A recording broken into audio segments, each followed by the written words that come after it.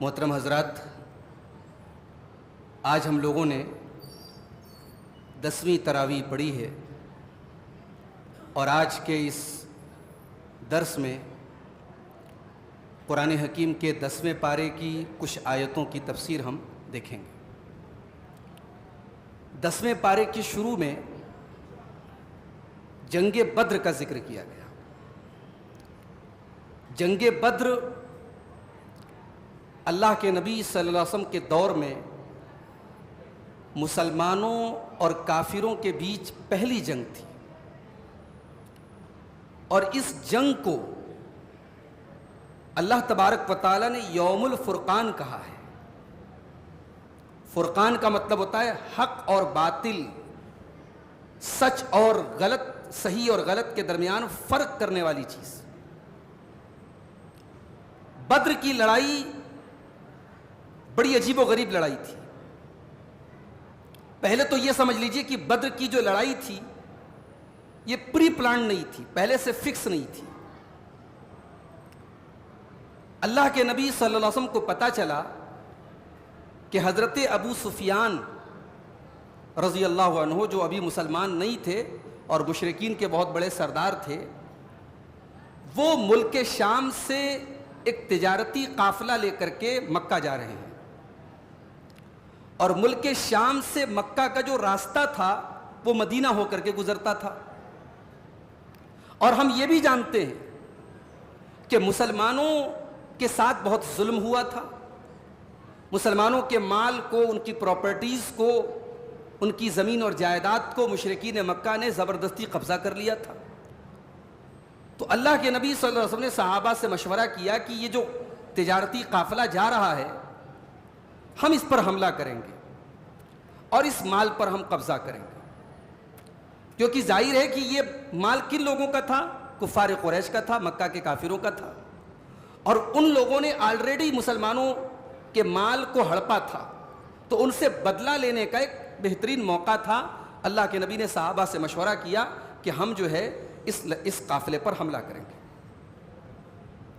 حضرت ابو سفیان کو بھنک لگ گئی اس بات کی، انہوں نے فوراً پیغام بھیجا مکہ کہ میرے تجارتی قافلے پر محمد صلی اللہ علیہ وسلم کے ساتھیوں کی نظر ہے اور ان کا حملہ ہو سکتا ہے، جلدی سے ہمیں بیک اپ بھیجا جائے تاکہ ہمارا یہ تجارتی مال جو ہے وہ سیف رہے۔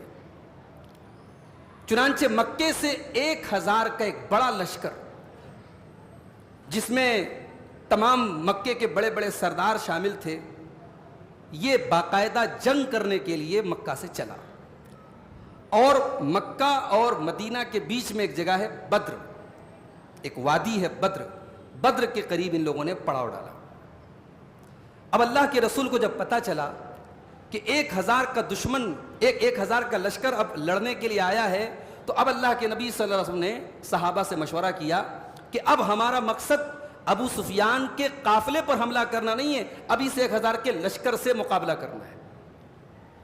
اب یہاں پہ یہ آپ سوچ لیجئے، رمضان سن 2 ہجری کا واقعہ ہے، مسلمان ابھی مدینہ کے اندر بالکل نئے ہیں، ان کے پاس کوئی ایسی باقاعدہ طور پہ کوئی آرمی نہیں ہے، فائنینشیلی بہت کمزور ہیں، ہتھیار وغیرہ ان کے پاس نہیں ہے، اور ابھی ایمان لانے والے بڑے مٹھی بھر لوگ ہیں۔ تو اگر دنیاوی اعتبار سے دیکھا جائے تو مسلمان اس جنگ کے لیے تیار نہیں تھے، لیکن اللہ تبارک و تعالیٰ کو یہ جنگ کرانا تھا۔ اللہ تعالیٰ نے ایسی سچویشن پیدا کر دی کہ جنگ ہو، اور باوجود اس کے کہ یہ جنگ دنیا کی بڑی عجیب و غریب جنگ تھی، مسلمانوں کی تعداد 300 سمتھنگ تھی، 313 کی تعداد آتی ہے سیرت کی کتابوں میں، اور مشرکین کی تعداد 1000 تھی، یعنی جسٹ ٹرپل، ان سے 3 گنا زیادہ۔ تو کوئی کمپیریزن نہیں تھا، کوئی مقابلہ نہیں تھا، اس کے باوجود یہ جنگ ہوئی، اور اس جنگ میں اللہ تبارک و تعالیٰ نے اپنی مدد نازل کی، فرشتے اترے، اور باقاعدہ صحابہ کرام کے ساتھ فرشتوں نے جنگ لڑی ہے مشرکین کے مقابلے میں۔ تو یہ جو جنگ ہے، اللہ تبارک و تعالیٰ نے 10ویں پارے کے شروع میں اس کا ایک نقشہ کھینچا ہے۔ آئیے وہ آیت کریمہ دیکھتے ہیں۔ اللہ نے فرمایا اذ انتم بالعدوۃ الدنیا وهم بالعدوۃ القصوى والركب اسفل منكم. یاد کرو اے مسلمانوں جب تم مدینہ سے قریب والے کنارے پر تھے اور تمہارا دشمن مدینہ سے دور والے کنارے پر تھا. بدر ایک وادی کا نام ہے اور اس کے جو کارنر مدینہ سے قریب تھا ادھر کی طرف مسلمانوں کا لشکر تھا اور جو کارنر مدینہ سے دور تھا ادھر مشرکین کا لشکر تھا. والرکب اسفل منکم, اور وہ تجارتی قافلہ تم سے نیچے سمندر کے قریب سے نکل گیا. ابو سفیان کا جو قافلہ تھا وہ سمندر کے قریب سے گزر رہا تھا, وہ سیف نکل گیا, مکہ چلا گیا.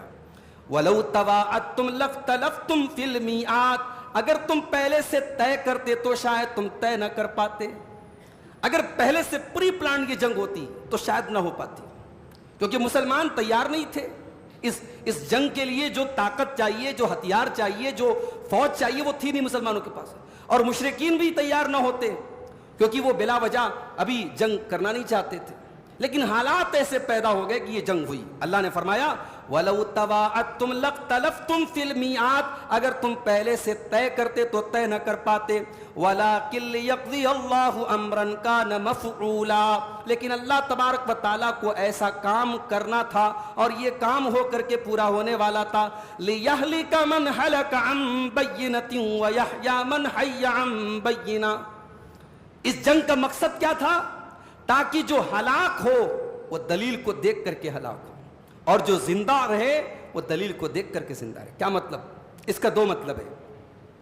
اس جنگ کے بعد اب اس جنگ میں جو لوگ مرے تھے, مشرکین کے جو سردار مرے تھے, وہ یہ دیکھ کر کے مرے تھے کہ واقعی محمد اللہ کے رسول ہیں صلی اللہ علیہ وسلم. وہ یہ دیکھ کر کے مرے تھے کہ ہماری تعداد ان سے 3 گنا زیادہ ہے, پھر بھی ہم ہار گئے, ہمارے 70 آدمی مارے گئے اور ہم جو ہے شکست سے دوچار ہوئے. اس کا مطلب کہ مسلمانوں کے ساتھ اللہ کی طاقت ہے.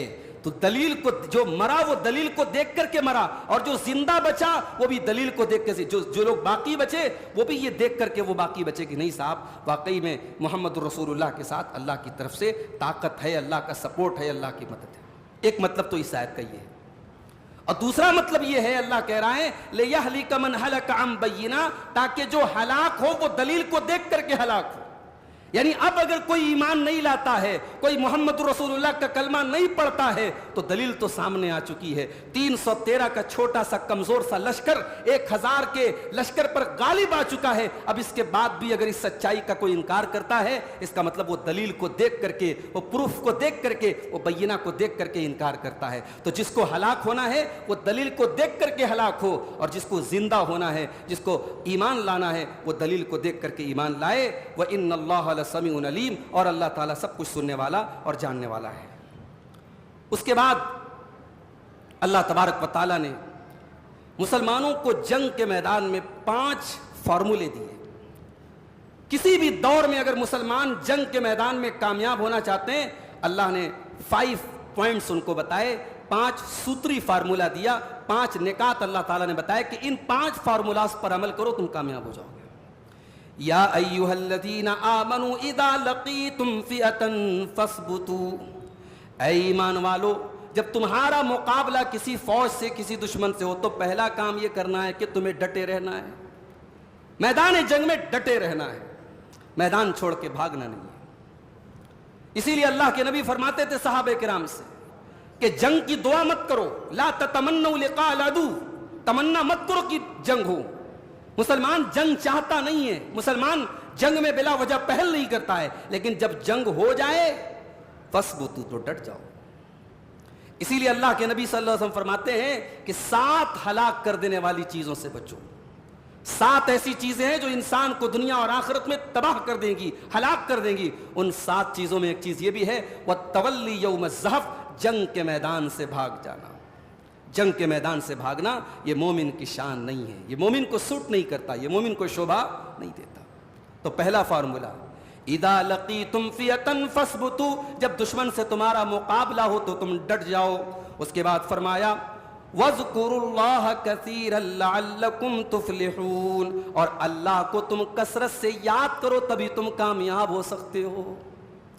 جنگ سے زیادہ کریٹیکل سچویشن کیا ہوگی؟ جنگ کے میدان میں ہر انسان کو اپنی جان کی پرواہ ہوتی ہے, اپنی جان کی فکر ہوتی ہے. یا تو سامنے والے کو مارنا ہے یا مرنا ہے, 2 ہی آپشن ہوتے ہیں.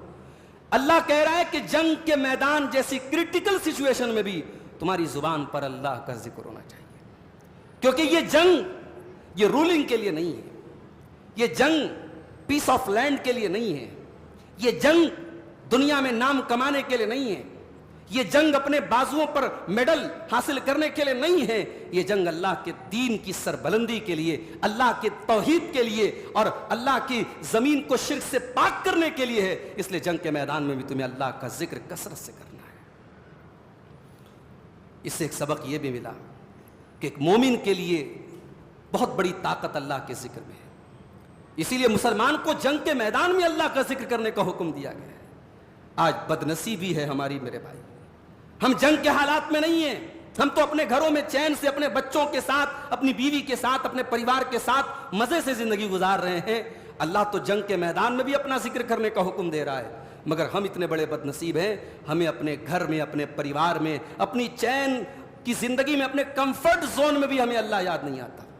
وہاں تو جنگ کے میدان میں اللہ کو یاد کرنے کی بات ہو رہی ہے، ہمیں اپنے کمفرٹ زون میں بھی اللہ یاد نہیں آتا۔ آج کتنے مسلمان ہیں صبح سے لے کے شام تک ایک بار بھی اللہ کا ذکر، اللہ کی بڑائی، اللہ کی بزرگی، اللہ کا نام ان کی زبان پر نہیں آتا ہے۔ کتنے مسلمان ہیں 5 ٹائم کی نماز ان کے لیے بھاری ہے، ان کی یہ پیشانی، ان کا یہ سر 5 بار میں 24 گھنٹے میں ایک بار اللہ کے سامنے نہیں جھکتا ہے۔ میرے پیارے ساتھیوں، اللہ کا ذکر ایک مسلمان کی بہت بڑی طاقت ہے، بہت بڑا کیپٹل ہے۔ اس کے بعد تیسری چیز، وَأَطِيعُوا اللَّهَ وَرَسُولَهُ، اور اللہ کی اطاعت کرو، رسول کی اطاعت کرو۔ جنگ کے میدان میں بھی تم آزاد نہیں ہو، جنگ کے میدان میں بھی تم کو اللہ کے حکام پر چلنا ہے، رسول کی تعلیم پر چلنا ہے۔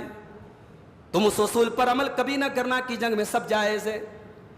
آج دنیا کی بڑی بڑی طاقتیں جو اپنے آپ کو بڑا مہذب کہتی ہیں، آج جب جنگ کے حالات پیدا ہوتے ہیں، بچوں کے اوپر بھی بم برسائے جاتے ہیں، ہاسپٹلوں کے اوپر بھی بم برسائے جاتے ہیں، اسکولوں اور مدرسوں کے اوپر بھی بم برسائے جاتے ہیں۔ آج وہ مارنے کے وقت یہ نہیں سوچتے کہ ہم بے قصوروں کو مار رہے ہیں کہ ظالموں کو مار رہے ہیں، لیکن اللہ تو وہ ہے میرے بھائیوں، اسلام تو وہ ہے جو جنگ کے میدان میں بھی ہم کو رول اینڈ ریگولیشن دیتا ہے، جو جنگ کے میدان میں بھی قاعدے اور قانون دیتا ہے۔ اور اللہ فرماتا ہے وَأَطِيعُوا اللَّهَ وَرَسُولَهُ، تم اللہ کی اطاعت کرتے رہنا، رسول کی اطاعت کرتے رہنا، تم جنگ کے میدان میں بھی اللہ کی نافرمانی نہ کرنا۔ اس کے بعد فرمایا چوتھا حکم وَلَا تَنَازَعُوا فَتَفْشَلُوا وَتَذْهَبَ رِيحُكُمْ، اور اے مسلمانوں تم کبھی بھی آپس میں جھگڑے نہ کرنا، تم آپس میں اختلاف نہ کرنا، ڈسپلن کو قائم رکھنا، یونٹی کو قائم رکھنا، اتحاد کو قائم رکھنا۔ جنگ کے میدان میں تمہارے اندر اتحاد ہونا چاہیے، اختلاف نہ کرنا۔ صرف ایک چھوٹا سا اختلاف کیا تھا جنگ احد میں، چند صحابہ کرام نے اللہ کے نبی کی بات نہیں مانی تھی، کیا نتیجہ نکلا تھا؟ سورہ آل عمران کی تفسیر میں نے بیان کیا تھا کہ پوری جنگ کا پانسا پلٹ گیا اور مسلمان جیتی ہوئی جنگ ہار گئے۔ تو اللہ کہہ رہا ہے یہ چوتھا کام تمہیں کرنا ہے، آپس میں نزاع نہیں کرنا ہے، جھگڑے نہیں کرنا ہے، آپس میں متحد رہنا ہے۔ اور یہ صرف جنگ کے میدان کی بات نہیں ہے میرے بھائی، یہ ہماری نارمل لائف میں، ہماری عام زندگی میں بھی مسلمانوں کو یہ تعلیم دی گئی ہے کہ تمہارے اندر اتحاد ہونا چاہیے۔ آج افسوس کی بات ہے کہ جس امت کو اللہ تبارک و تعالیٰ نے قدم قدم پر اتحاد کا حکم دیا تھا، آج وہی امت اختلاف میں بٹھی ہے۔ اور اختلاف کیوں ہے؟ اپنے سینٹر سے ہٹی ہے۔ جس چیز کو اللہ نے مضبوطی سے پکڑنے کا حکم دیا تھا وَاعْتَصِمُوا بِحَبْلِ اللَّهِ جَمِيعًا وَلَا تَفَرَّقُوا، آج اللہ کی اس رسی کو سب نے چھوڑا ہے۔ کوئی کہیں بھاگ رہا ہے، کوئی کہیں بھاگ رہا ہے، کوئی کسی کو بڑا مان رہا ہے، کوئی کسی کو بڑا مان رہا ہے۔ ہم نے ہمیشہ یہی کہا ہے میرے بھائیوں، اور یہی ہمیشہ کہتے رہیں گے، آؤ اگر بڑا ماننا ہے رب کے قرآن کو بڑا مان لو اور مصطفیٰ کے فرمان کو بڑا مان لو۔ اطیعوا اللہ واطیعوا الرسول، یہی وہ پلیٹ فارم ہے، یہی وہ سینٹر ہے جس پر پوری امت کو متحد کیا جا سکتا ہے۔ ایک رب کا قرآن ہے، ایک سنت رسول ہے۔ جب تک ہم ان دونوں چیزوں کو نہیں تھامیں گے، ہماری قوم کے اندر، ہماری کمیونٹی کے اندر اتحاد پیدا نہیں ہو سکتا۔ اللہ نے کہا آپس میں اختلاف نہ کرو، اگر اختلاف کرو گے تو انجام کیا ہوگا؟ فتفشلوا، تم سست پڑ جاؤ گے، وتذهب ريحكم، اور تمہاری ہوا اکھڑ جائے گی۔ اب یہاں وہ حدیث یاد کیجیے آپ، ابو داؤد کی صحیح حدیث ہے، اللہ کے رسول نے فرمایا کہ وہ دور بھی تم پر آئے گا جب دنیا کی ساری قومیں تم پر ٹوٹ پڑیں گی، کما تدال اکلۃ الی قصعتھا، جیسے کھانے والے دسترخوان پہ ٹوٹ پڑتے ہیں۔ کئی دن سے کوئی آدمی کھانا نہ کھایا ہو اور اس کو کھانے میں بہترین جو ہے ڈشز مل جائیں تو وہ جس طریقے سے ٹوٹ پڑے گا، اے مسلمانوں دنیا کی ساری قومیں تم پر ٹوٹ پڑیں گی۔ صحابہ کرام نے پوچھا تھا اے اللہ کے نبی کیا اس وقت ہماری تعداد کم ہوگی؟ آپ نے فرمایا نہیں، تعداد بہت ہوگی، وَلَكِنَّكُمْ غُثَاءٌ كَغُثَاءِ السَّيْلِ، لیکن تمہاری حیثیت سیلاب کے اوپر جو جھاگ ہوتا ہے، پانی کے اوپر جو بلبلے ہوتے ہیں، تم بلبلے کی طرح ہو جاؤ گے۔ پانی کے اوپر جو جھاگ ہوتا ہے تم جھاگ کی طرح ہو جاؤ گے، تمہارے اندر کوئی اسٹرینتھ نہیں ہوگی، کوئی اسٹیبلٹی نہیں ہوگی، کوئی طاقت نہیں ہوگی، جو تمہیں چاہے گا مسل دے گا، ختم کر دے گا۔ حالات گواہ ہیں میرے بھائی، حالات گواہ ہیں، اور دنیا دیکھ رہی ہے کہ آج ہماری کیا کیفیت ہے۔ آج جو حالات ہم دنیا کے خطے میں دیکھ رہے ہیں، جس قسم کی بربریت اور حیوانیت اور ظلم کا ننگا ناچ وہاں ناچا گیا، اور ساری دنیا خاموش ہے اور ہم خود بھی خاموش ہیں۔ ہم بھئی زیادہ سے زیادہ رونا رو سکتے ہیں، زیادہ سے زیادہ ہم اسٹیٹس لگا سکتے ہیں، ہم فیس بک پر اپنے غم کا اظہار کر سکتے ہیں، اس سے زیادہ ہم کیا کر سکتے ہیں؟ تو یہ حالت ہماری ہوگی۔ اللہ نے فرمایا تم سیلاب کے جھاگ کی طرح ہو جاؤ گے۔ اللہ کے رسول نے فرمایا اللہ تبارک و تعالیٰ دشمنوں کے دلوں سے تمہارے دبدبا کو نکال دے گا، تمہارے دلوں میں اللہ تعالیٰ کمزوری ڈال دے گا۔ صحابہ نے پوچھا ہے اللہ کے نبی کون سی کمزوری ڈال دے گا؟ آپ نے فرمایا حب الدنیا و کراہیت الموت، تم دنیا سے بہت زیادہ محبت کرنے لگو گے، تمہیں دنیا بہت چہیتی ہو جائے گی، دنیا بہت محبوب ہو جائے گی، اور موت سے تم کو کراہیت اور موت سے نفرت ہو جائے گی۔ صحابہ کرام موت سے نہیں ڈرتے تھے۔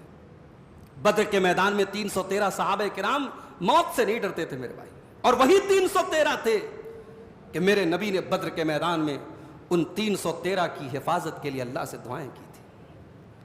بدر کی لڑائی ہونے والی ہے، اگلی صبح اور رات کا وقت ہے۔ ابو بکر صدیق کہتے ہیں کہ سارے لوگ تو سو رہے ہیں، آرام کر رہے ہیں، محمد الرسول اللہ خیمے کے اندر بیٹھ کر کے اللہ کی بارگاہ میں رو رہے ہیں اور دعا کر رہے ہیں، آنسو بہا رہے ہیں اور کہہ رہے ہیں اللہم ان تہلک ھذہ العصابۃ لن تعبد فی الارض، اے اللہ اگر یہ مٹھی بھر تیرے بندے آج ہلاک ہو گئے، یہ کلمہ پڑھنے والے، یہ تیرا نام لینے والے، یہ تیرے سچے ماننے والے اگر آج ختم ہو گئے تو اے اللہ پھر زمین پر تیرا کوئی نام لینے والا نہیں ہوگا۔ نبی نے دعائیں کی تھی میرے بھائی، اتنا روئے تھے اللہ کے نبی کہ ابو بکر صدیق پیچھے سے آ کے چپک گئے اور کہنے لگے کفا کا مناشدت کا رب کا، اے اللہ کے نبی بس کیجئے، آپ کا رب آپ کو جو ہے مایوس نہیں کرے گا، آپ کے رب آپ کی ضرور دعا کو قبول کرے گا۔ تو میرے بھائیوں، اللہ نے یہاں ہمیں اور آپ کو حکم دیا کہ ہم اپنے اندر اختلاف پیدا نہ کریں۔ اس کے بعد پانچویں چیز وَاصْبِرُوا إِنَّ اللَّهَ مَعَ الصَّابِرِينَ، اور صبر اپنے اندر پیدا کرو۔ اب صبر کا مطلب میں کئی بار بتا چکا ہوں کہ صبر کا ایک تو نارمل مطلب ہے کہ کوئی تکلیف آئے، کوئی غم آئے، کوئی ٹینشن آئے اور ہم اللہ کے دین پر قائم رہیں، اللہ کی شریعت پر قائم رہیں۔ صبر کا ایک مطلب تو یہ ہے، اور صبر کا ایک مطلب یہ بھی ہے کہ حالات جیسے بھی آ جائیں انسان اللہ کے دین پر قائم رہے، گناہوں سے اپنے دامن کو بچائے، اللہ کی اطاعت کے کاموں پر ڈٹا رہے۔ صبر اس کو بھی کہتے ہیں۔ اللہ نے فرمایا وَاصْبِرُوا، اور تمہیں صبر کرتے رہنا ہے، ان اللہ مع الصابرین، بے شک اللہ تعالیٰ صبر کرنے والوں کے ساتھ ہے۔ تو یہ 5 چیزیں یاد رکھیے۔ پہلی چیز جنگ کے میدان میں ثابت قدم رہنا ہے، دوسری چیز اللہ تبارک و تعالیٰ کا کثرت سے ذکر کرنا ہے، اور تیسری چیز اللہ اور اس کے رسول کی اطاعت کرنا ہے، چوتھی چیز آپس میں اختلاف نہیں کرنا ہے، اور پانچویں چیز صبر کا دامن تھامنا ہے۔ یہ 5 چیزیں اگر مسلمانوں کے اندر ہو تو جنگ کے میدان میں ان کو کوئی شکست نہیں دے سکتا۔ اچھا، جنگ بدر میں شیطان بھی شامل تھا۔ شیطان سراقہ بن مالک نام کے ایک انسان کی شکل میں آیا تھا، اور اس نے مشرکین کو اطمینان دلایا تھا کہ تم لڑائی کرو، میں تمہارا ساتھ دے رہا ہوں، میں تمہارے ساتھ ہوں۔ وہ اپنے قبیلے کا، سراقہ ابن مالک اپنے قبیلے کا سردار تھا، اس کی صورت میں، اس کی شکل میں شیطان آیا تھا۔ لیکن جب شیطان نے فرشتوں کو دیکھا تو پیٹ پھیر کے بھاگا۔ اللہ نے فرمایا وَإِذْ زَيَّنَ لَهُمُ الشَّيْطَانُ أَعْمَالَهُمْ، اور یاد کرو جب شیطان نے کافروں کے عمل کو ان کے لیے مزین کر دیا، اٹریکٹیو بنا دیا۔ وَقَالَ لَا غَالِبَ الْيَوْمَ لَا غَالِبَ لَكُمُ الْيَوْمَ مِنَ النَّاسِ، اور کہا کہ آج تمہیں کوئی ہرا نہیں سکتا، آج تمہیں کوئی شکست نہیں دے سکتا۔ وَإِنِّي جَارٌ لَكُمْ، اور میں تمہاری مدد کرنے والا ہوں۔ فلما تراءت الفئتان، اور جب دونوں فوجوں کا مقابلہ ہوا اور اللہ کے فرشتے زمین پر اترے، فنکس علی عقبیہ، تو شیطان اپنی ایڑیوں کے بل پلٹ گیا، وقال انی بریء منکم، اور کہنے لگا میں تو تم سے بری ہوں، مجھے تم سے کوئی مطلب نہیں ہے، انی اری ما لا ترون، میں وہ دیکھ رہا ہوں جو تم نہیں دیکھ رہے ہو، انی اخاف اللہ، میں اللہ سے ڈر رہا ہوں، واللہ شدید العقاب، اللہ بہت سخت سزا دینے والا ہے۔ شیطان کہہ رہا ہے میں اللہ سے ڈر رہا ہوں، اس کا مطلب شیطان اللہ سے ڈرتا ہے؟ تو شیطان اگر اللہ سے ڈرتا ہے تو شیطان تو بہت بڑا متقی ہو گیا۔ یہاں ایک چیز نوٹ کر لیجیے، اللہ کا ڈر ایک الگ چیز ہے، اور اللہ کے ڈر کے جو تقاضے ہیں اس پر عمل کرنا ایک الگ چیز ہے۔ ایک انسان زنا کر رہا ہے، چوری کر رہا ہے، شرک کر رہا ہے، اور پوچھو صاحب اللہ سے، ہاں بھائی اللہ سے بہت ڈرتا ہوں۔ کاہے کو اللہ سے ڈرتے ہو بھائی؟ اللہ سے ڈرتے ہو تو اللہ کی نافرمانی سے بچو۔ شیطان اللہ تبارک و تعالیٰ کا اتنا بڑا نافرمان ہے، اور بدر کے میدان میں کیا کہتا ہے؟ میں تو وہ دیکھ رہا ہوں جو تم نہیں دیکھ رہے ہو۔ اس کا مطلب کہ شیطان فرشتوں کو دیکھ سکتا ہے، اس کو اللہ تبارک و تعالیٰ نے یہ اجازت دی ہے، وہ فرشتے اس کو نظر آتے ہیں۔ اور یہ بھی پتہ چلا کہ شیطان انسان کا بھیس جو ہے اپنا سکتا ہے، انسان کے بھیس میں شیطان آ سکتا ہے۔ تو شیطان ایسا انسان ہے، شیطان ایسی مخلوق ہے کہ وہ وعدہ کر کے جیسے ہی موقع پڑتا ہے وعدہ خلافی کرتا ہے۔ اسی لیے قرآن میں اللہ بار بار کہتا ہے یعیدہم ویمنیہم، شیطان کے چکر میں نہ پڑو۔ شیطان تم سے وعدے کرے گا، تم کو سبز باغ دکھائے گا، اور جب تم مصیبت پہ پھنسو گے شیطان تم کو چھوڑ کے بھاگ جائے گا۔ کبھی غور کیجئے گا، جب کوئی گناہ کا ارادہ دل میں آتا ہے نا، تو شیطان دل اور دماغ میں اس گناہ کو اٹریکٹیو بناتا ہے۔ شیطان دماغ میں ڈالتا ہے یار کر ڈالو، کیا فرق پڑتا ہے، کون دیکھ رہا ہے۔ گناہ کو انسان کے دل اور دماغ میں شیطان ہلکا کر دیتا ہے، اور جب گناہ انسان کر لیتا ہے اور اگر دل کے کسی کونے میں بھی ایمان ہے تو گناہ کرنے کے بعد ایک مومن کو پچھتاوا ہوتا ہے کہ یار مجھے ایسا نہیں کرنا چاہیے تھا۔ اس وقت انسان کو یہ سمجھ میں آتا ہے کہ یہ شیطان کے چکر میں آ کے میں نے یہ کیا کر دیا۔ تو شیطان کا ہمیشہ سے یہ دستور رہا ہے کہ وہ آپ کو بہکاتا ہے، پھسلاتا ہے، سبز باغ دکھاتا ہے، اور جب آپ گناہ کر لیتے ہیں پیچھا چھڑا کے بھاگ جاتا ہے۔ یہی کام اس نے ہمارے باپ آدم کے ساتھ کیا تھا، ہماری ماں ہوا کے ساتھ کیا تھا، قسم کھا کے ان کو جو ہے اپنے شیشے میں اتارا تھا۔ تو اللہ یہاں جنگ بدر میں بھی اللہ کہہ رہا ہے کہ شیطان نے لوگوں سے وعدہ کیا، مشرکین سے کہا کہ تم لڑو میں تمہارے ساتھ ہوں، اور جب فرشتے آئے تو کہا کہ میں تو وہ دیکھ رہا ہوں جو تم نہیں دیکھ رہے ہو، اور بھاگ گیا وہاں سے۔ اس کے بعد قرآن کی ایک آیت ہمارے سامنے آتی ہے جس میں عذاب قبر کا ثبوت ملتا ہے۔ آج کل بڑا مسئلہ یہ ہے کہ ہمارے بہت سارے بھائی عذاب قبر کو نہیں مانتے۔ وہ کہتے ہیں صاحب عذاب قبر اگر ہے تو قرآن میں کیوں مینشن نہیں ہے؟ قرآن میں تو یہ ہے کہ جب لوگ مر جائیں گے تو سیدھے قیامت کے دن اٹھیں گے، یہ عذاب قبر کہاں سے آ گیا؟ بعض لوگ تو یہاں تک کہتے ہیں کہ بھئی عذاب قبر کیوں ہو رہا ہے، ابھی تو حساب و کتاب نہیں ہوا ہے، قیامت کے دن حساب و کتاب ہوگا، یہ قبر میں کیسا عذاب ہو رہا ہے؟ تو اس طریقے کی لاجیکل دلیلیں کچھ لوگ دے کر کے کیا بولتے ہیں کہ صاحب عذاب قبر کوئی چیز نہیں ہے۔ تو ایسے لوگوں کا ایک جواب تو یہ ہے کہ شریعت میں جن چیزوں کا تعلق غیب سے ہے وہاں لاجک نہیں لگاتے۔ بھئی قرآن نے بتایا کہ جنت ایسی ہوگی، جنت کی حوریں ہوں گی، جہنم کی آگ ہوگی، ہم نے نہ جنت کو دیکھا ہے نہ جہنم کو دیکھا، لیکن ہمارا ایمان ہے، اور یہی ایک مومن کی پہچان ہے۔ قرآن شروع کرتے ہیں، قرآن کا پہلا پارہ کھولتے ہیں، اللہ کیا فرماتا ہے؟ الف لام میم ذالک الکتاب لا ریب فیہ ھدی للمتقین الذین یؤمنون بالغیب۔ ایمان والے تو وہ ہیں جو غیب پر ایمان رکھتے ہیں، دیکھا نہیں ہے، انویزیبل تھنگس ہیں جو لاجک میں نہیں آئیں گی، جو دماغ میں نہیں آئیں گی، جو نظر نہیں آ رہی، لیکن ایمان رکھتے ہیں۔ تو عذاب قبر کا تعلق غیب سے ہے، ہمیں ایمان رکھنا ہے۔ ایک جواب تو یہ ہے۔ دوسرا جواب یہ ہے کہ شریعت صرف قرآن کا نام تو نہیں ہے۔ قرآن کہتا ہے نماز پڑھو، لیکن نماز کیسے پڑھو قرآن خاموش ہے۔ رکوع میں کیا پڑھنا قرآن خاموش، سجدے میں کیا پڑھنا قرآن خاموش، اتحیات میں کیسے بیٹھنا قرآن خاموش، ہاتھ کہاں باندھنا قرآن خاموش۔ تو ہمیں نماز پڑھنا ہے تو صاحب ہم صرف قرآن کو لے کر کے تو نماز نہیں پڑھ سکتے، ہمیں تو حدیث کا بھی سہارا لینا پڑے گا نا۔ اور حدیث یہ بتاتی ہے کہ عذاب قبر سچا ہے۔ ہمارے نبی صلی اللہ علیہ وسلم ہر نماز میں دعا مانگتے تھے, اللہم انی اعوذ بک من عذاب القبر, اے اللہ میں تیری پناہ چاہتا ہوں قبر کے عذاب سے. تو ایک جواب تو یہ کہ صاحب حدیث بتا رہی قبر میں عذاب ہوگا, نبی نے قبر کے عذاب سے پناہ مانگی, بات ختم. اگر اس پر بھی آپ کی عقل کام نہیں کر رہی ہے تو تیسرا جواب آئیے میں قرآن سے آپ کو دے رہا ہوں.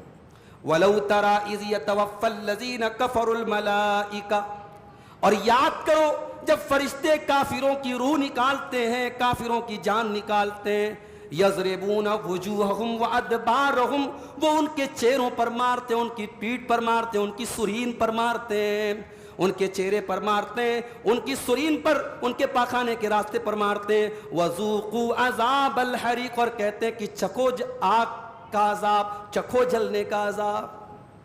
اب یہ بتا دو بھائی, یہ کون سا عذاب ہے جو روح کو نکالنے کے وقت دیا جا رہا ہے اور فرشتے کہہ رہے چکھو جلنے کا عذاب؟ جلنے کا عذاب تو ابھی قیامت کے دن جب جنت جہنم ڈیسائیڈ ہوگی تب ہوگا. یہ کون سا عذاب ہو رہا ہے؟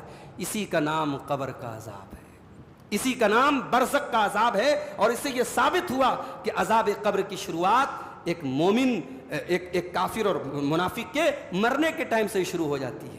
کوئی بھی, چاہے مومن ہو, چاہے منافق ہو, چاہے کافر ہو, کوئی بھی ہو, اس کے ساتھ قبر کے اندر اور برزخ کے اندر اس کے عمل کے اعتبار سے, اس کے عقیدے کے اعتبار سے اس کے ساتھ ٹریٹمنٹ ہوتا ہے, اور جیسا اس کا عمل اور عقیدہ ہوتا ہے اس حساب سے اس کے ساتھ معاملہ ہوتا ہے. عذاب بھی ہو سکتا ہے, ثواب بھی مل سکتا ہے, جنت کی کھڑکی بھی کھل سکتی ہے, اور جہنم کی ایک ہلکی سی جھلک بھی اس کو دیکھنے کو مل سکتی ہے. اس کے بعد اللہ تعالیٰ نے ایک اصول بیان کیا. شاعر کا ایک شعر ہے, خدا نے آج تک اس قوم کی حالت نہیں بدلی, نہ ہو جس کو خیال خود اپنی حالت کے بدلنے کا. شاعر کا یہ شعر ہے, اور قرآن کریم کی یہ آیت کریمہ جو ہمارے سامنے آ رہی ہے وہ بھی ہمیں یہی پیغام دے رہی ہے کہ اللہ تبارک و تعالیٰ کسی قوم کے حالات کو تب تک نہیں بدلتا ہے جب تک وہ قوم اپنے کرتوت کو نہ بدلے. اللہ نے فرمایا ذالک بأن اللہ لم یک مغیرا نعمتا انعمها علی قوم حتی یغیروا ما بانفسہم. اللہ تبارک و تعالیٰ کسی قوم کے حالات کو تب تک نہیں بدلتا ہے جب تک وہ قوم اپنے کرتوتوں کو نہ بدل لے. آپ چین سے روزی روٹی کھا رہے ہیں, آپ کا کاروبار اچھا چل رہا ہے, آپ کے بال بچے خوش ہیں, خرم ہیں, آپ کی فیملی خوشحال ہے, اللہ تبارک و تعالیٰ آپ کو پریشانی میں, تکلیف میں, کاروبار کی پریشانی میں, بیماری میں تب تک نہیں ڈالے گا حتی یغیروا ما بانفسہم, جب تک آپ اللہ تعالیٰ کی نافرمانی پر نہ اتر جائیں. اگر آپ ناشکری پر اتریں گے, نافرمانی پر اتریں گے, تب اللہ کا عذاب آئے گا. اور یہی بات اللہ قرآن کے 5ویں پارے کی آخری آیت میں بھی کہتا ہے. قرآن کے 5ویں پارے کی آخری آیت میں اللہ نے کیا فرمایا کہ اے میرے بندو, ما یفعل اللہ بعذابکم ان شکرتم وآمنتم وکان اللہ شاکرا علیما. اے میرے بندو, اللہ تعالیٰ تم کو اپنا عذاب دے کر کے کیا کرے گا اگر تم اللہ کے شکر گزار بندے بن جاؤ, اگر تم ایمان والے بندے بن جاؤ, اللہ تم پر اپنا عذاب کیوں نازل کرے گا. وکان اللہ شاکرا علیما, اللہ تو بہت بڑا شاکر ہے, بہت بڑا نیکیوں کی قدر کرنے والا ہے. تم چھوٹے چھوٹے عمل کرتے ہو, اللہ بڑا بڑا بدلہ دیتا ہے. وہ تو قدر کرنے والا اور دلوں کا حال جاننے والا ہے. اللہ تم پر بلا وجہ اپنا عذاب نازل نہیں کرے گا اگر تم ایمان والے بن جاؤ اور شکریہ کرنے والے بن جاؤ. اس کے بعد مسلمانوں کو ایک سبق دیا گیا کہ اگر کبھی ایسا دور آئے کہ آپ کو لگے کہ ہم پریشان ہیں, تو صرف دعائیں کرنے سے کام نہیں چلے گا کہ یا اللہ ہمیں طاقت دے دے, ہمیں قوت دے دے. آپ خود کچھ کریے, اپنے آپ کو مضبوط بنائیے.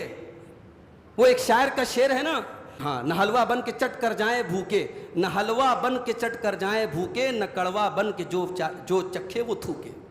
اتنے میٹھے بھی مت بنو کہ حلوہ بن جاؤ صاحب, جس کا جی چاہ رہا ہے منہ میں ڈال دے رہا ہے, اور اتنے کڑوے بھی مت بنو کہ جو منہ میں ڈالے تھوک دے یار کیسا انتہائی کڑوا ہے.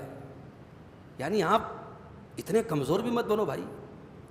آپ اپنے سیلف ڈیفنس کے لیے, دنیا کا کوئی قانون آپ کو اس بات سے نہیں روکتا ہے, اگر آپ کی عزت اور آپ کی جان اور آپ کا مال اگر خطرے میں ہے, آپ اپنے ڈیفنس کے لیے سامنے والے سے مقابلہ کر سکتے ہیں. آپ کے ملک کا قانون آپ کو اجازت دیتا ہے, اور اللہ کے نبی نے تو فرمایا من قتل دون مالہ وعرضہ فہو شہید. اپنے مال اور اپنی آبرو کی حفاظت کرنے میں اگر کوئی قتل ہو جائے وہ شہید ہے. اللہ کے رسول کی حدیث ہے. اس لیے اسلام بزدلی کا نام نہیں ہے. اسلام دعاؤں کا بہانہ بنا کر کے اپنے آپ کو اپاہج اور مجبور بنانے کا نام نہیں ہے. اگر اللہ تبارک و تعالیٰ کے دین میں کامیابی صرف دعاؤں کی بدولت ملتی تو اللہ کے نبی 313 صحابہ کو لے کر کے بدر کے میدان میں نہ گئے ہوتے. اللہ کے نبی آرام سے مدینے میں بیٹھے رہتے اور مسجد میں گڑ گڑا کے اللہ سے دعائیں کرتے, مگر نہیں, 313 کو لے کے پہنچے تھے. اور کبھی موقع ملے گا میرے نوجوان ساتھیوں تو جنگ بدر کی تاریخ پڑھنا, ایمان تازہ ہو جائے گا آپ کا. 12 سال کے بچوں نے اس جنگ میں بہادری کے کارناموں کی تاریخ لکھی تھی. اسی جنگ میں ابو جہل مارا گیا تھا. یہ کون ابو جہل تھا؟ اللہ کے نبی کا بڑا کٹر دشمن تھا. اللہ کے نبی کو گالیاں دیتا تھا, اللہ کے نبی کو برا بھلا کہتا تھا. اسی جنگ بدر میں اب حضرت عبد الرحمن ابن عوف کہتے ہیں کہ 2 لڑکے آئے میرے پاس 12-13 سال کے, کہنے لگے چچا جان ابو جہل کہاں ہے؟ میں نے کہا تم کیا کرو گے ابو جہل کا؟ کہا ہے کہ سنا ہے کہ وہ میرے نبی کو گالی دیتا ہے. اللہ اکبر. 12-13 سال کے بچوں میں رسول کی محبت کیسی کوٹ کوٹ کے بھری تھی میرے بھائی. آج ہمارے 12-13 سال کے بچوں کو نبی کے بارے میں کچھ نہیں معلوم. کھڑے ہو کر کے انٹرویو لے لو, نبی اکرم کے بارے میں موٹی موٹی باتیں ہماری نوجوان نسل کو نہیں معلوم. میں نے بعض مرتبہ بچوں سے ایسے ہی سروے کیا, وہ لڑکے جو اسکول میں 9th اسٹینڈرڈ میں پڑھ رہے ہیں, ہائی اسکول میں جانے والے ہیں, SSC کا ایگزام دینے والے, ان بچوں سے میں نے پوچھا اللہ کے نبی کی بیویوں کے نام بتا دو, نہیں معلوم. اللہ کے نبی کی بیٹیوں کے نام نہیں معلوم. ابو بکر کون تھے, عمر کون تھے, عثمان کون تھے, علی کون تھے, اور رضی اللہ عنہم اجمعین, نہیں معلوم ان کو. یہاں نبی کے دور میں 12 سال کا بچہ, نبی کی محبت اس کے دل اور دماغ میں کیسی ہے. کہتا ہے اب عبد الرحمن ابن عوف سے کہتا ہے چچا جان یہ ابو جہل کہاں ملے گا؟ کہا تم کیا کرو گے ابو جہل کا؟ کہا سنا ہے ہمارے نبی کو گالی دیتا ہے. اے چچا جان اللہ کی قسم اگر آج ابو جہل نظر آ گیا تو جس کی تلوار پہلے چلے گی وہ سامنے والے کو چھوڑے گا نہیں. اے چچا جان ہم ابو جہل کو چھوڑیں گے نہیں, ہمارے نبی کو گالی دیتا ہے, ہم نہیں چھوڑیں گے اس کو. اور چشم فلک نے وہ منظر دیکھا تھا کہ وہ ابو جہل جو ناک پر مکھی نہیں بیٹھنے دیتا تھا, وہ ابو جہل جسے اللہ کے نبی نے اس امت کا فرعون کہا تھا, جو بہت بڑا ظالم تھا اور بہت بڑا جاہل تھا اور نبی کا بہت بڑا دشمن تھا, اس کو مارنے والے 12-13 سال کے 2 بچے تھے. تو بدر کی لڑائی ہمیں سکھاتی کہ اسلام بزدلی کا نام نہیں. اللہ نے فرمایا وَأَعِدُّوا لَهُم مَّا اسْتَطَعْتُم مِّن قُوَّةٍ وَمِن رِّبَاطِ الْخَيْلِ. اے مسلمانوں اپنے دشمن سے مقابلہ کرنے کے لیے اپنے آپ کو تیار کرو, اپنے گھوڑوں کو باندھ کر کے رکھو, دشمن کو پتہ لگے کہ تم اس سے مقابلہ کرنے کے لیے ریڈی ہو. وَمِن رِّبَاطِ الْخَيْلِ, تم اپنے آپ کو مضبوط بھی بناؤ اور اپنے گھوڑوں کو باندھ کر کے رکھو. تُرْهِبُونَ بِهِ عَدُوَّ اللَّهِ وَعَدُوَّكُمْ, تو اپنے گھوڑوں کو اس لیے تیار کر کے رکھو تاکہ تمہارا جو دشمن ہے اور اللہ کا جو دشمن ہے وہ ڈر جائے, وہ سہم جائے اور تم پر حملہ کرنے کے پہلے 1000 بار سوچے. اب یہ قرآن کی ایک آیت ہے میرے بھائی. اب اس کو ہر دور میں اس دور کے تقاضوں کے حساب سے اس آیت پر عمل کرو. جس چیز کا دور ہے, جس دور میں جو چیز آپ کو مضبوطی دے رہی ہے, آپ کو زمانے میں کمزور نہیں ہونے دے رہی ہے, زمانے کی طاقتوں, زمانے کے ظالموں سے آپ کو لڑنے کے لیے اور ان کا مقابلہ کرنے کے لیے آپ کو ڈیفنس کی طاقت دے رہی ہے, ان چیزوں کو آپ اپنا سکتے ہیں. بعض علماء نے یہاں قوت سے مراد تیر اندازی لیا ہے کہ تیر اندازی انسان کو سیکھنا چاہیے, مگر صحیح بات یہ ہے کہ اس کو جب اللہ تعالیٰ نے کامن رکھا ہے تو ہم بھی کامن رکھیں کہ ہر دور کے جو تقاضے ہیں اس تقاضے کے حساب سے آپ اس آیت پر عمل کیجئے. وَأَعِدُّوا لَهُم مَّا اسْتَطَعْتُم مِّن قُوَّةٍ, کہ اے مسلمانوں اپنے دشمن سے مقابلہ کرنے کے لیے جو بھی طاقت تم اکٹھا کر سکتے ہو اکٹھی کرو. وَمِن رِّبَاطِ الْخَيْلِ, اور اپنے گھوڑوں کو باندھ کر کے رکھو تاکہ تمہارا دشمن تم پر غلط نظر اٹھانے کی جرات نہ کر سکے.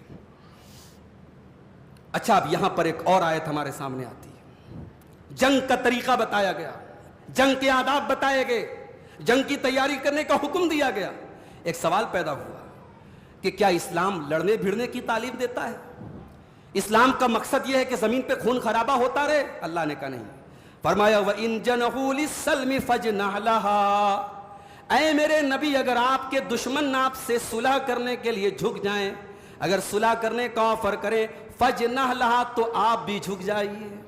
सामने से अगर सुलह का ऑफर हो रहा है तो इस्लाम ये नहीं कहता है वो सुलह करने का ऑफर दे रहा है तब भी जंग करते रहो। अगर सामने से सुलह का ऑफर हो रहा है तो तुम भी सुलह कर लो, झुक जाओ। व तवक्कल अलल्लाह, और अल्लाह के ऊपर भरोसा कर लो। इन्नहु हुवस समीउल अलीम, अल्लाह ताला सब कुछ सुनने वाला जानने वाला है।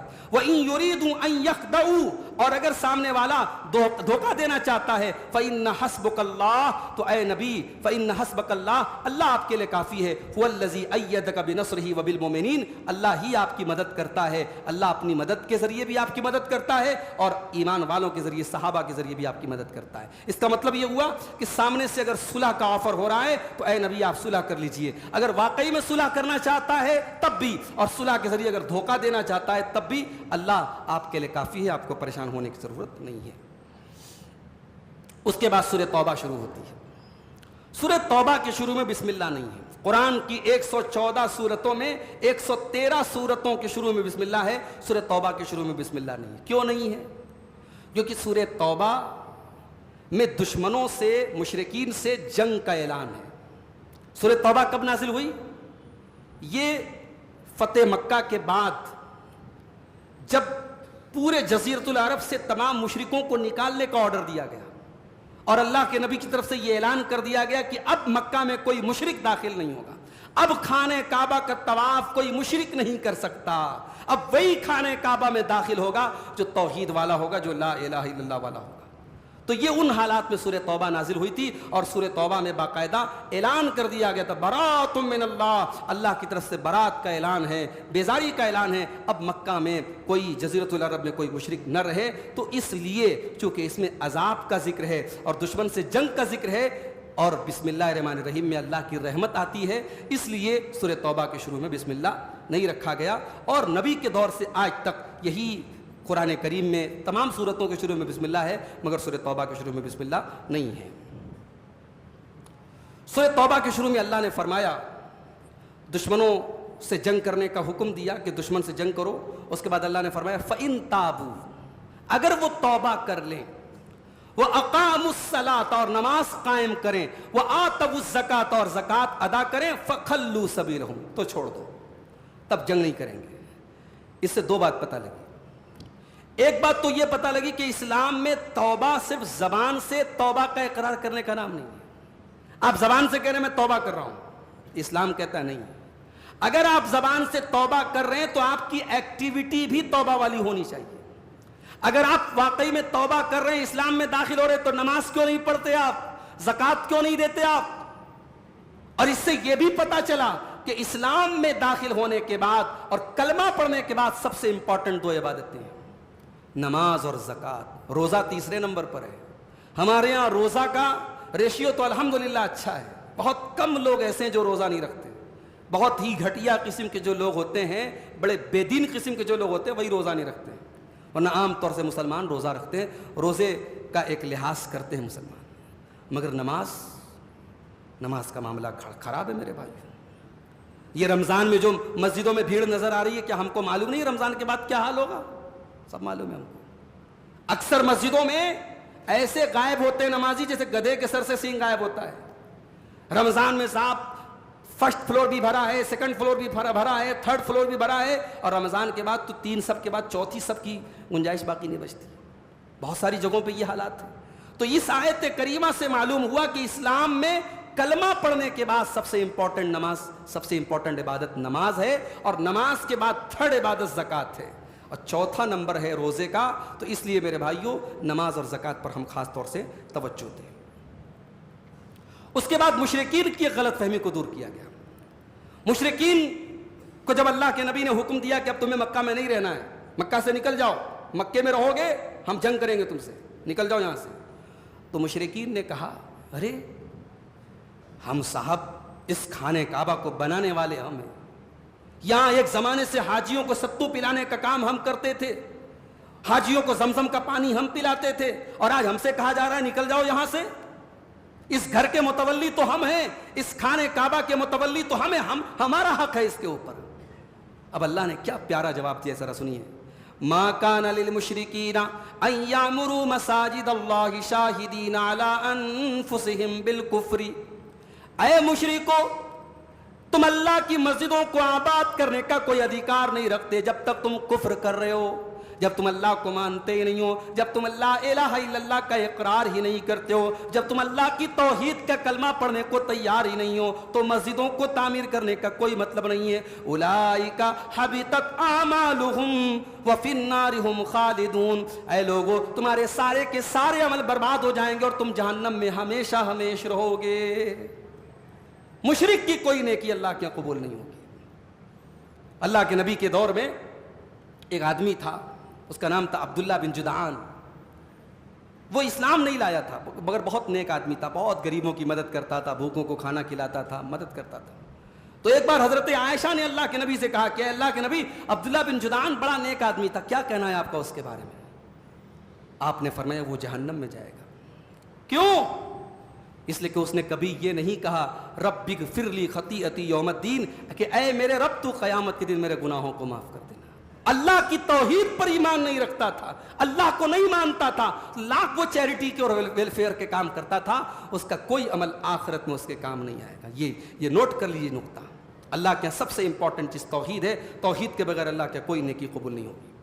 اس کے بعد اللہ نے مسجد کو آباد کرنے والے لوگوں کی پہچان بتائی ہے۔ انما یامر مساجد اللہ من آمن باللہ والیوم الاخر، اللہ کی مسجد کو تو وہی لوگ آباد کرتے ہیں جو اللہ کے اوپر ایمان رکھتے ہیں اور قیامت کے دن کے اوپر ایمان رکھتے ہیں، وَأَقَامَ الصَّلَاةَ اور نماز قائم کرتے ہیں، وَآتَ الزَّكَاةَ اور زکوٰۃ دیتے ہیں، وَلَمْ يَخْشَ إِلَّا اللَّهَ اور صرف اللہ سے ڈرتے ہیں، فَعَسَىٰ أُولَٰئِكَ أَن يَكُونُوا مِنَ الْمُهْتَدِينَ، یہی لوگ ہدایت پانے والوں میں سے۔ اجعلتم سقایۃ الحاج وعمارۃ المسجد الحرام کمن آمن باللہ والیوم الآخر، اے مکہ کے کافرو، کیا تم یہ سمجھتے ہو کہ حاجیوں کو پانی پلانا اور خانے کعبہ کو تعمیر کرنا یہ کام کیا ایمان لانے والوں کے برابر ہو جائے گا؟ جو اللہ کے اوپر ایمان لاتا ہے اور جو قیامت کے دن کے اوپر ایمان لاتا ہے، وجاہد فی سبیل اللہ اور جو اللہ کی راہ میں جہاد کر رہا ہے، کیا تم یہ سمجھتے ہو حاجیوں کو پانی پلا لینے سے اور خانے کعبہ کی تعمیر کر لینے سے تم ان کے برابر ہو جاؤ گے؟ کبھی نہیں ہو سکتے۔ لا یستوون عند اللہ، یہ دونوں لوگ برابر نہیں ہو سکتے اللہ کے نزدیک۔ حاجیوں کو پانی پلانے والا اور خانہ کعبہ کی تعمیر کرنے والا ایمان لانے والے کے برابر اللہ کے یہاں کبھی نہیں ہو سکتا ہے۔ واللہ لا یہدی القوم الظالمین، اللہ ظالموں کو ہدایت نہیں دیتا ہے۔ اس کے بعد سورہ توبہ کی 24 نمبر کی آیت ہمارے سامنے آتی ہے۔ ہم لوگوں کو بعض لوگ جو ہے مذاق میں 24 نمبر بولتے ہیں، جیسے کرناٹک میں بولتے ہیں صاحب، وہ ہمارے جو بیدتی بھائی ہوتے ہیں ان کو لڈو بولتے لوگ، لڈو، تو وہ اہل حدیثوں کو بھی کچھ الٹا سیدھا نام دیتے ہیں۔ تو ایسی کہیں کہ اہل حدیث کو جو ہے وہابی کو 24 نمبر بولا جاتا ہے۔ کیوں؟ اس کا ایک نمبرنگ سسٹم آتا ہے، یہ جو 786 نکالتے ہیں نا بسم اللہ الرحمن الرحیم کا، اور اللہ کے نبی کے نام کا نکالتے 92، تو کہیں کہ آپ دیکھتے ہوں گے مکان پہ لکھا رہتا ہے 786/92، 786/92، 92۔ تو ایسے ہی وہابی کا جو لفظ ہے اس کی گنتی آتی ہے 24۔ تو بعض لوگ اہل حدیث کا مذاق اڑاتے ہیں، بولتے ہیں یہ 24 نمبر ہوتے ہیں۔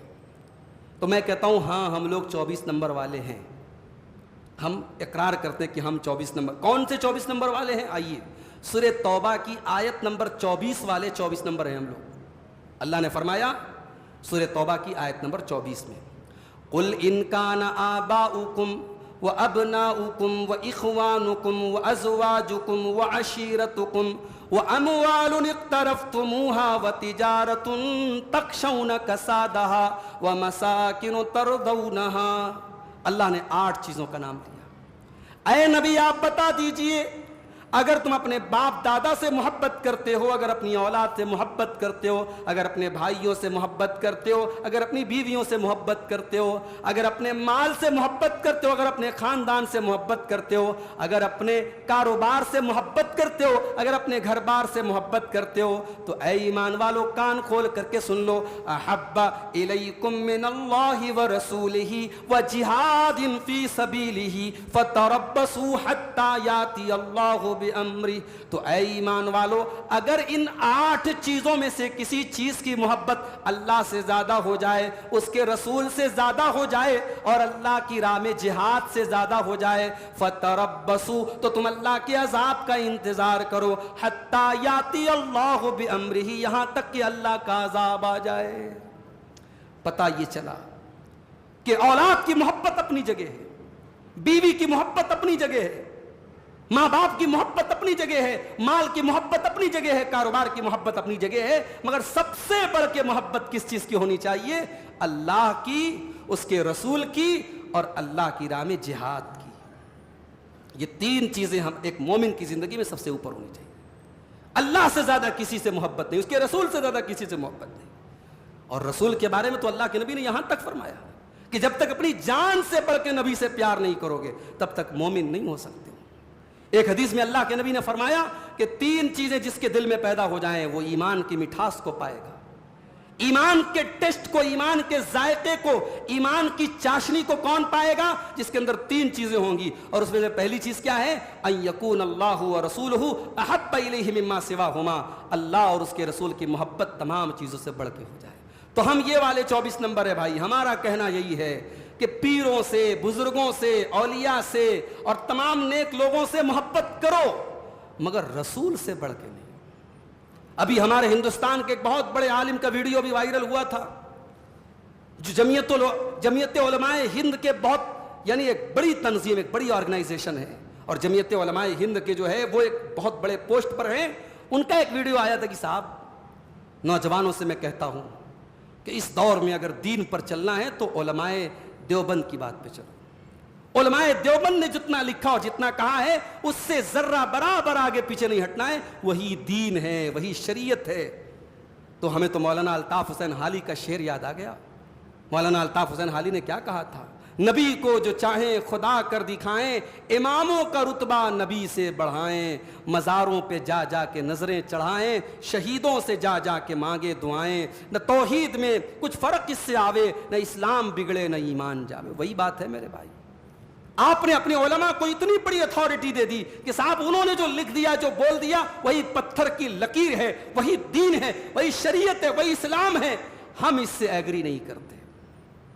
हम तो वो हैं, हमारे उलमा की किताबों में भी अगर किसी ने कहा कि ये बात गलत है, हमने डंके की चोट पे माना कि हाँ जो गलत है सो गलत है। हमारी जमात के बहुत बड़े आलिम थे अल्लामा सनाउल्लाह अमृतसरी रहमतुल्लाह अलैह, अल्लाह उनकी कब्र को नूर से भर दे।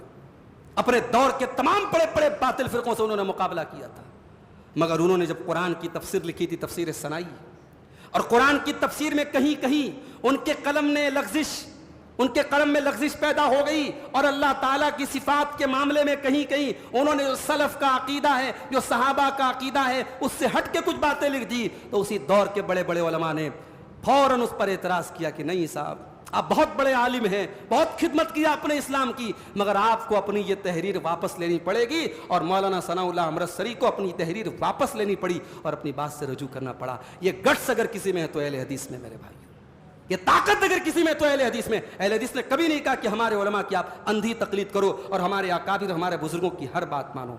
मेरे प्यारे साथियों, आज अकाबिर परस्ती और उलमा परस्ती ने उम्मत का बेड़ा गर्क करके रखा है, और कुरान की आयत हमें यही सबक दे रही है कि एक मोमिन के लिए सबसे बढ़ के अगर कोई चीज़ होनी चाहिए, अल्लाह की मोहब्बत होनी चाहिए और उसके रसूल की मोहब्बत होनी चाहिए। उसके बाद एक आखिरी आयत हम बयान करके बात खत्म करते हैं।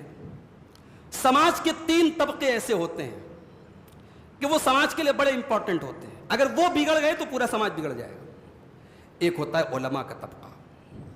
अगर उलमा का तबका खराब हो गया, वो दुनिया परस्त हो गया, वो पेट के लिए मसले गलत बयान करने लगा, अपने मफाद के लिए शरीयत में तब्दीली करने लगा, तब उम्मत का बेड़ा गर्क है। दूसरा तबका समाज के दीनदार लोगों का तबका।